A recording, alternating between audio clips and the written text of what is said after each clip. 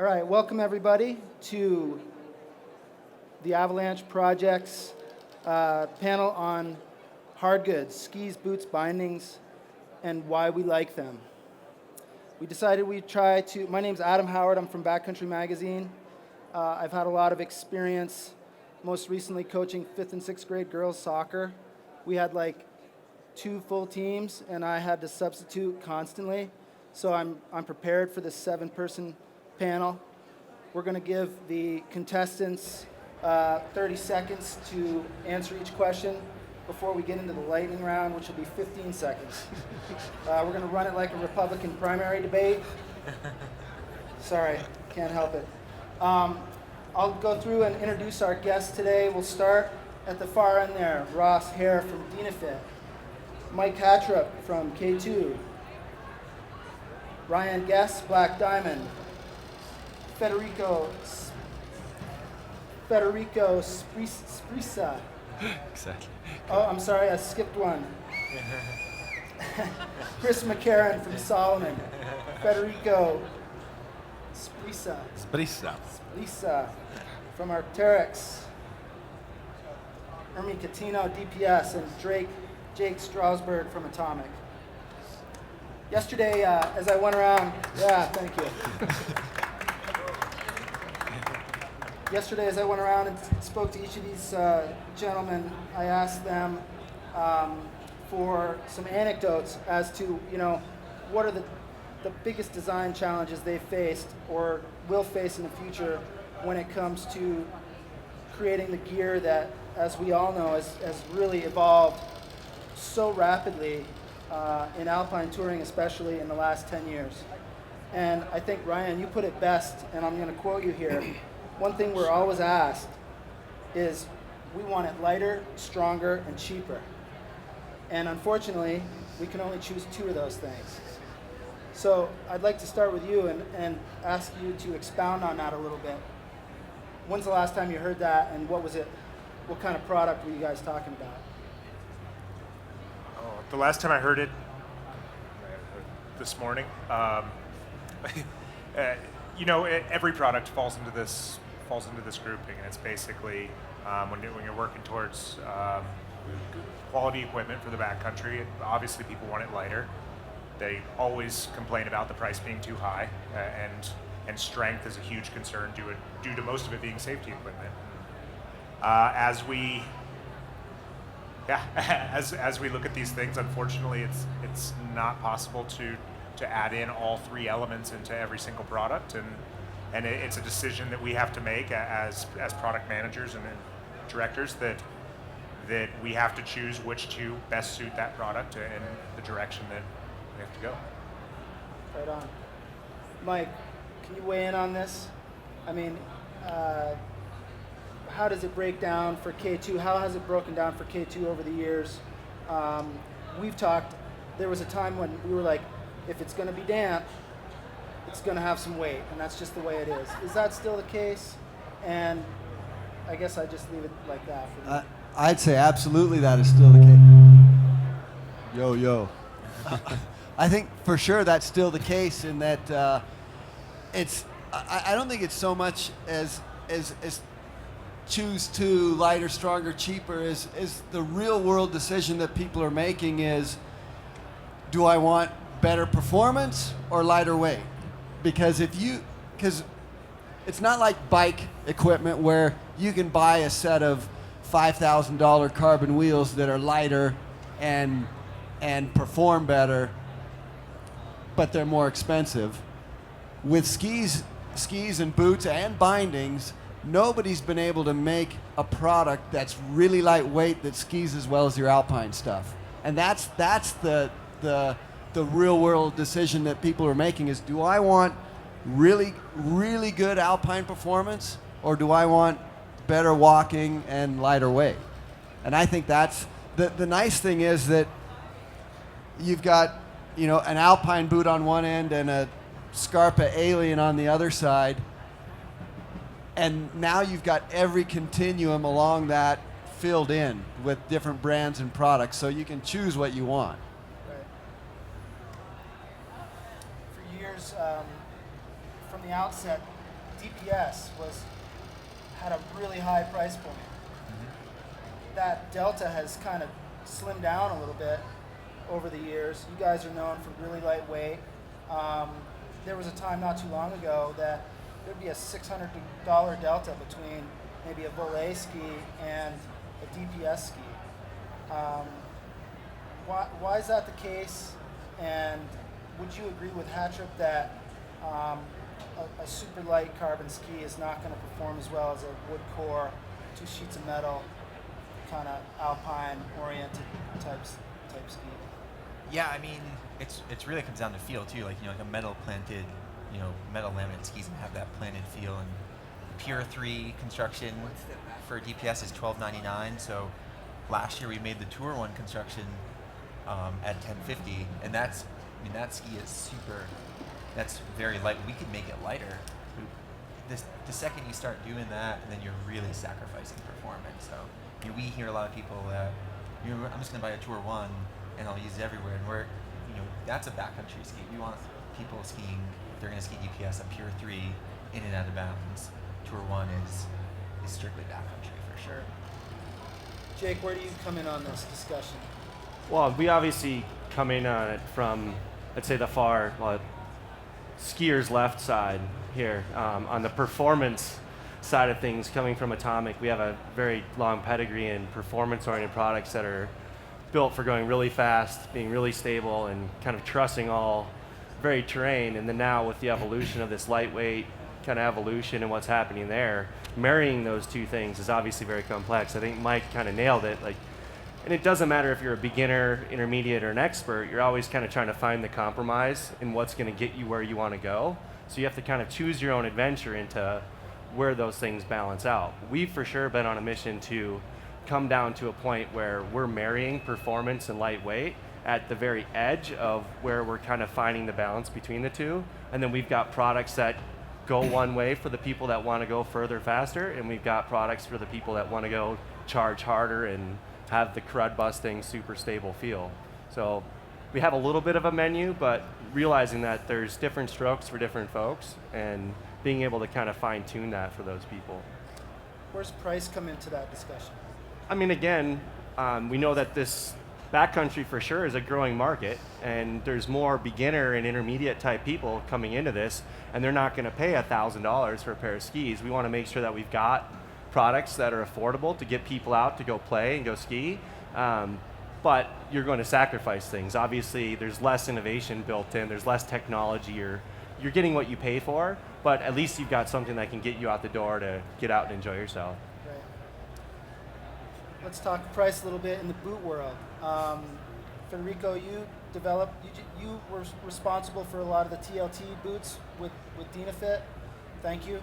I still ski a pair of TLT 6s, but now you're working with Arc'teryx, and you guys have just launched what many think could be a game-changing boot. The public will decide that for us, I suppose, next year. Can you tell us a little bit about your design directive from Arc'teryx and where you see that boot going next year when it's released? I think what Mike said, it's something quite interesting, which I agree only partially, because I think overall the last 10 years, especially when I talk about ski boots, which is obviously what I know the best, there has been a dramatic work in the research of lightness and performance mixed together, which has been reaching, honestly, some quite interesting results. I mean, I'd like to remind that the lightest boots of 5 years ago, of 6 years ago, which is 1.6 kilos for a 27.5, is today the heaviest backcountry freeride boot on the touring industry. And we have products which are below 1 kilo or around 1 kilo, which performs quite well. So I think this is something which is very important to keep in mind, that the research of the efficiency on the package, if you are a backcountry ski tourer, is what really has to motivate us into developing products. The Arc'teryx one is a good example, because certainly it's not the best boot if you are just an inbound skiers. That's definitely not what it's made for. But the research of the efficiency toward the system, and the efficiency is a mix of lightness, obviously, but it's also a mix of mobility and ability to climb and walk faster and better, is what motivated us in that challenge. We really wanted to create this boot which was perfect for an alpine climbers and for skiers to go really toward the efficiency, which I think that should be what motivates us into developing the next generations of products in the next 10 years toward really this efficiency into the mountains. Great. Ross and Chris, we'll start down there with Ross.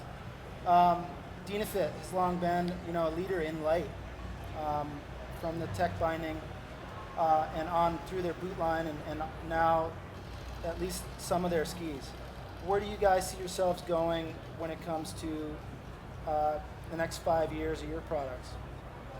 Yeah, I think everyone's kind of speaking to it here and there. There's no one piece that's going to make your day light and efficient. It's a system. It's the boot binding ski and how you have so many options now. You can choose a ski with the performance characteristics that you want, and you can go a little heavier to get that feedback, and then a lighter binding or a boot that gives you that weight benefit and that efficiency. So I think we're in a great time where it's systems that we're speaking about instead of just one product that's going to give you that really good balance of weight and performance and cost. And for us, the bindings is still our bread and butter, creating the lightest binding that will give you the most performance. And I think the biggest push for us, I don't know if it's as much weight as it's safety in our bindings. So the safety characteristics of our bindings are vastly improving every year. So, and I think the market is demanding it. You want a binding that you can move efficiently in the mountains with all the performance and all the safety that you expected from an alpine binding previously. Right. While you have the mic, we'll come down the line here, but let's talk about safety for a second from the perspective of people can get further into the mountains more quickly than ever before. And each of your brands, in some way or another, has taken on really the responsibility of trying to create safety equipment. And I don't want to go too far into safety equipment, but what is your responsibility as a manufacturer of this kind of tool when it comes to making sure folks are getting the right education and being as safe as they can? What is Dynafit doing in this regard today? Yeah, that's a great question. We're definitely trying to evolve our process of, it's not just about getting the gear, it's about getting all the information surrounding that gear, and then not just, what your equipment is going to do to help make you safer, but what you can do to make sure that you're using it properly and that you understand the feature sets so that you can move efficiently. Us as a brand, I think we have a long ways to go to continue to educate the consumer on how to use our bindings correctly and how moving efficiently and getting in and out of locations quickly will make them a safer skier. And I think that'll be our focus for sure, is helping grow that, just knowledge of products and how it'll help you move faster and safer. Yeah. Thanks. Pat? At K2, really the design philosophy has been how can we lighten your pack and make you safer at the same time, because every time you add a piece of safety gear, your pack gets heavier and heavier. And like we just heard, the faster and lighter you are, the safer you are as well. So our goal has been to try and combine different uses into a product. So if you can build an anchor with your skis, then you can leave other anchor materials behind. If you can build an emergency sled out of the stuff that you normally have in your pack, then you can leave an emergency sled behind. So it'll increase your safety while at the same time keep your pack as light as possible, because I don't care how strong or fit you are, nobody wants to carry a heavy pack when they're skiing. Thank you. Brian? I think from my side, it is creating new product that's intuitive. In those emergency situations, you have to be able to deploy your shovel quickly. You have to be able to get out of your bindings quickly. You have to be protected in the case of a slide that your bindings are releasing properly. And our focus is to build intuitive products that, in that emergency situation, that function well and simply. At long last. Yeah, long last. Welcome. Coming from Salomon and a traditional alpine brand, as we continue to develop products that are more versatile and provide more opportunity to get consumers out into the backcountry. Obviously, there's a big responsibility that comes along with that, and with our sister brand Atomic, developed the Mountain Academy platform, kind of a know before you go type of training to at least provide a baseline of information that the consumer needs to acquire before they even think about getting out into avalanche terrain, and really providing them the opportunities and the channels to go out and get and build on that information and that knowledge base so they can go out and practice safely. When it comes down to the product specifically, we certainly see that versatility is a number one desire. Not just having a product that's super positioned and oriented towards one particular part of the practice, but something that can be adapted and work all over the mountain in a variety of applications is certainly important, and that contributes to safety as well. Because we know the practice of backcountry skiing is certainly evolving at a really fast rate. So we don't want to limit the consumer in any respect when it comes to the products that they're buying. Great. Yeah, safety obviously is another of those things which are a must when you design and develop a product nowadays. On a ski boot perspective, certainly safety is more about the ability of the boot to be lasting and not to break in very challenging situation, which is obviously one of the key factors. And especially I go back again to this, what I was saying before, efficiency and ability to move with agility, comfort and performances on technical terrain. It's definitely one of the things which the new generation of boots delivered. You are able to move faster in a much more safe and comfort way where the terrain is the most difficult and the most dangerous. And that's where really also this big work we have been doing in this new boot is really focused on trying to be more comfort, more safe and more agile in the more technical and dangerous terrain. So I think that's what we can do as a contribution towards safety when we develop ski boots. Yeah, I mean, Thank for you. us, we're just a ski brand, so we don't have to, we're not playing with the boot binding safeties, but just brand-wise, what we do is, any opportunity, in the budget that we can help donate to the local avalanche centers and, get, avalanche educators on gear, and then they can fundraise and just kind of get more, kind of funds that way to educate more, consumers out there that are using, our products or anyone on this line's products is, the best way to just get more awareness out there. And certainly as a freelance writer as well, you cover a lot of these bases in some of your other work. Yeah, totally. I mean, that's, I love to backcountry ski, so anytime I can get the word out and stuff like that, it's fun. So. Jake. It's a little tough going last because there's a lot of really valid points, and it doesn't matter what I say, I'm going to sound like I'm plagiarizing everything. But there's a few really key points, and they certainly tie into our philosophy. Chris mentioned it, but Mountain Academy is one very big initiative that we've taken on, and again, that's an awareness platform. With every backcountry-oriented Atomic product that you purchase, there's a hang tag on that product that points you to Mountain Academy that encourages you to go on the platform, get even just your first glimpse at what avalanche awareness might be about. And when you take and walk through the curriculum, it actually points you to the various avalanche centers so you can get continued education and become really responsible when you're traveling in the backcountry.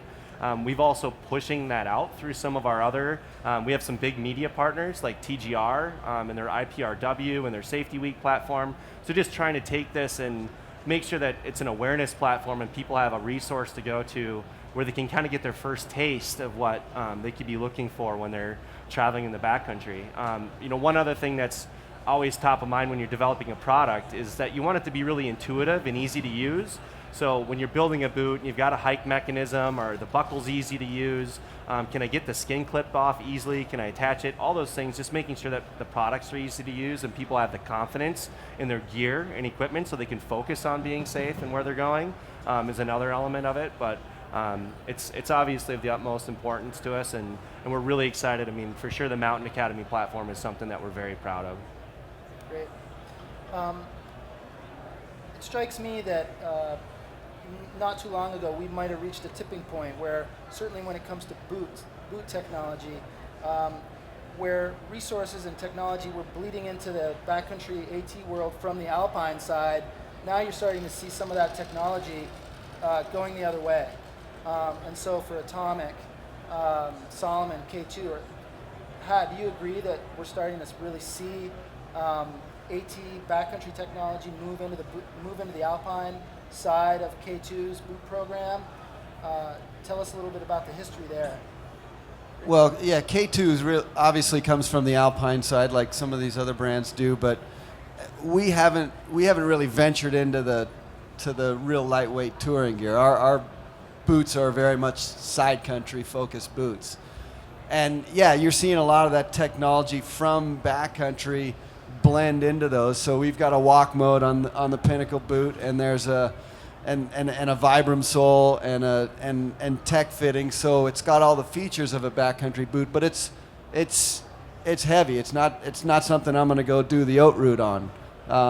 But it's a boot that you can ski all day at the resort on and still do a short tour. So yeah, I think you're seeing all those features come into the Alpine world, and again, that's reflective of all the Alpine boot companies that are making boots that are maybe not pure touring boots, and some of them, Salomon and Atomic, have certainly ventured deep into the touring boots, but there's quite a few others that are making side country type boots with backcountry features that ski great at the resort as well.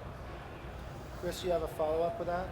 Yeah, I mean, we've definitely jumped in with both feet this past year with the MTN collection of boots, and I think something that has allowed us to do is develop a level of expertise with new plastics that we haven't typically used in the past. So PA plastic being paramount in the building of lightweight backcountry capable boots, and we're seeing that plastic have a huge application in the Alpine world. So as we develop the expertise, as more companies are using this plastic, driving the price down, we're able to bring it into boots that are making lighter, higher performing boots for the standard Alpine skier that might not even think about going into the backcountry, but certainly has a tremendous benefit, providing longer days on the hill and just better performance with those lighter products. So I think the plastic thing is a huge deal for us, and really a great byproduct of our entry into the backcountry world. And how about over the next 5 years? Are you seeing, what's next in plastics that's going to allow, and how far do you think we can get in an Alpine boot as far as lightness goes and still ski with that damp power that we've come to understand, I guess? Yeah, I think, lightness is always something that we value, but we're never going to try to be on that pinnacle. We always want to value fit first and foremost. The boot has to fit out of the box, and then performance obviously is important, and we're not going to make sacrifices on that. So where we're going in the next 5 years is, I think as a group up here, we're all making considerable investments into backcountry development and backcountry technology, and it's only making the consumer experience better. So I think consumers aren't going to have to choose necessarily what they want to sacrifice. Or maybe in 5 years they don't have to choose. Are they going to spend as much money as and sacrifice durability? You can have all three potentially in the next 3 years. So that's the way we see it. Ermi, where's the lion's share of your R&D budget going over the next 5 years in skis? Yeah, so we just put a lot of time into foundation. There's actually kind of a heavier layout for us. So we launched that at the show. More of a substantially less carbon, more kind of resort type ski. Going forward though, we're going to start diving right into revamping the Pure 3 line. So kind of like we started off the conversation with that blend of really light damp power that we started with the Pure 3, that carbon construction, and refining it and tinkering it some more with Stefan and Peter to see how we can get like those next 5% performance out of it while still keeping that weight pretty light. Great. Ryan, you guys have seen a lot of changes in your whole line over the last several years. You just revamped your whole ski line this year. What product are you most excited about personally in that line? I think our new Helio series of skis is really my favorite, and it's basically bringing an ultralight ski to a point where it has a really high strength with it, and super lightweight with really high performance as well. I mean, it's a ski that rips on groomed inbounds hardpack terrain as well as in the deep snow. What are the dimensions on that? We sell it in a 88 underfoot, a 95 underfoot, 105 underfoot, and a 115 underfoot. So the whole line. The whole line. No, Every ski. no particular favorite in that line? The for you? 105 would be my favorite.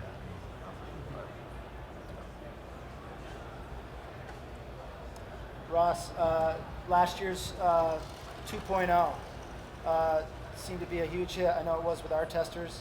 How's that gone for you, and what's next in tech bindings for you guys now that it's kind of getting busy out there in that marketplace? Yeah, it's been an amazing year. The Radical 2 has been really well received. The features, like we were speaking to, I think the market demands safety, and they want to feel confident in their bindings, and they want them to function just like an Alpine binding, that blend of performance to weight.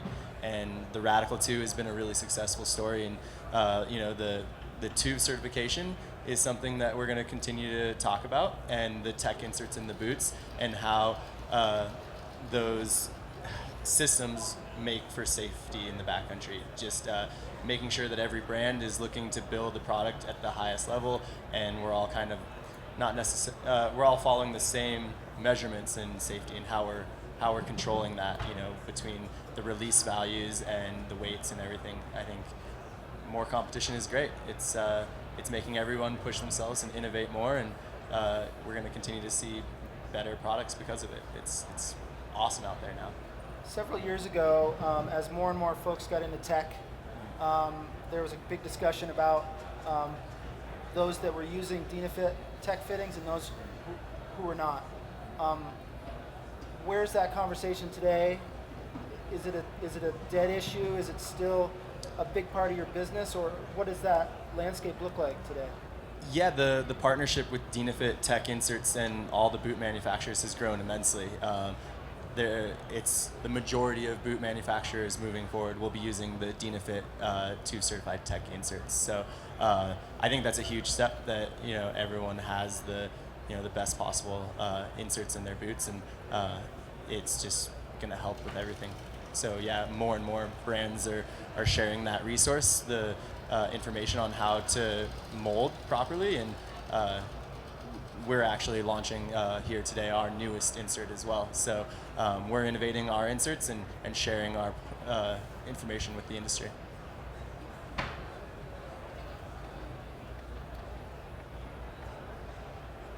Sorry for the white noise here.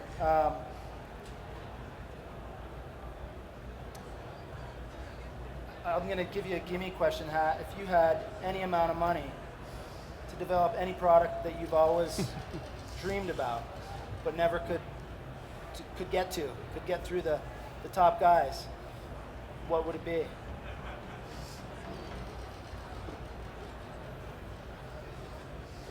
An airbag that would float me out of the avalanche, 10 feet above it. Like a drone? Yeah, I mean, in terms of skis and boots, yeah, the holy grail is trying to figure out how you can replace the stability that weight gives you with some material or design, and nobody's been able to do that yet. I mean, the boots and skis that we're skiing on now, they're so much lighter and so much better than an AT boot of 20 years ago, but they still don't match Alpine performance, and part of that is the weight. So yeah, if you could figure out how to make a featherweight boot that's as light as your tennis shoes but still skis like your heavy Alpine boot, that's the product I want. So I think Arc'teryx has your answer. No. Not yet. Anybody weigh in on this? Ross, Ryan? I agree. Quiver of one, the ski inbounds, ski out of bounds. You get all the weight benefits out of bounds, but you get all the performance benefits inbounds. It's Yeah, I mean, versatility is king, right? That's what every consumer wants. So they want it all, and I think we know the benefits of carbon. Certainly allows us to build lighter weight products, but It definitely has its limitations, can have a harsh feel and be chattery, and I think as we start to figure out new ways to work with carbon and blend new materials into it, like the flax pre-preg linen that we're using that absorbs a ton of energy, but still is a really lightweight laminate that we can start to deliver on that promise and that expectation that the consumers have. So, yeah, but we know that weight's important for sure. Yeah. And I think it's just experimenting with new materials that help us move beyond that. Federico. I think we're getting close. I think, as I said, the last year's evolution has been impressive, and I think we're getting close. I think in a few more years we're going to get to this famous, fantastic quiver, which skis like like an alpine boot and climbs like a climbing shoe. So I think we're getting close. 5-6 more years we're going to get there. Yeah, I mean, I think the skis are getting there really close as well, but a few people know we've been playing with the boot, and Stefan is in tinker mode. It's still a long ways out, but yeah, if the more time and money we can invest in that, I think that one boot to rule all that's the kind of holy grail. Traveling with 2 boots and this and that, it's just a pain in the butt. So something that's light and it's going to ski like an alpine boot that fits really well, that's the ticket. Jake. It's an interesting question. It's like, because my head spins into all these funny spots with all the kinds of gadgets and superconductor bindings and really cool stuff where you could hover, and that's obviously NASA dream. But it's that unicorn. Like in the alpine world, I think we dealt with this for a long time because somebody wants a ski that they can rip hard pack on, shred the bumps, and it's awesome in powder. Okay, sweet. It's called an all mountain ski.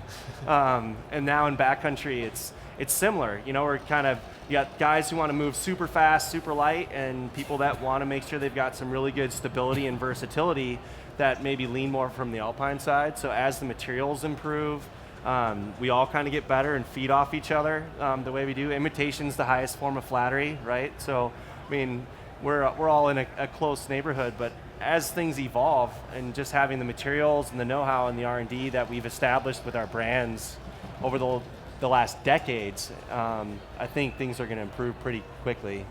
Things seem to be moving pretty fast now in the new digital era. So, speed of light. Yeah. I'd like to open up the questions to the floor. If anybody has a question for any of the panelists, I'd probably have you come up to the side here. Just raise your hand, and we can get you a microphone. Ben will come over and deliver the microphone to you. Any questions out there? Don't be shy. Yes, right there. Wait for the microphone. Ben. Oh, right there. There's a microphone right in front of you. Thank you. Thanks. So, in regards to Dynafit, I just tried the Radical 2, both inbounds and outbounds. Are there any future plans to keep kind of iterating on those, on the tech binding? Yeah, absolutely. The Radical 2 is a great example of that binding that is blending that space between on-piste and off. And, now I come from a ski racing background, and so I used to have a plug boot and alpine bindings, and then I'd have my tech system. And now all I have is a tech system that I can go and ski the resort with my family and then go out and do the side country. I think that's going to continue to evolve, and features like elasticity and release values and those pieces that have been huge improvements in the Radical 2. It's just going to continue to get better. Absolutely. Yeah. When your last question, when you speak about, what's that dream product, I think every brand here is building those dream products. I don't think anyone's not doing whatever it takes to make that best possible thing or solution for those problems. Whether it's a lighter airbag or a lighter boot or binding safety pieces. I think we're building those dream products every day. It's a cool time to be a ski tour. Thank you. Any other questions from the floor? We'll pipe up in the last couple remaining minutes here, if you have anything. From the panel, what are we missing? What's not out there? What have we not talked about today that we need to? Anything? No, we're good. I'd like to close it just by recognizing Mike Hatrup. Mike just recently left K2 after 27 years, and I can't think of many people who have impacted our sport more than Mike. So I just want to give Hatrup a round of applause for all he's done. Thanks, Hat. He's now at Chums, right in his backyard. All right. Thank you very much for joining us today.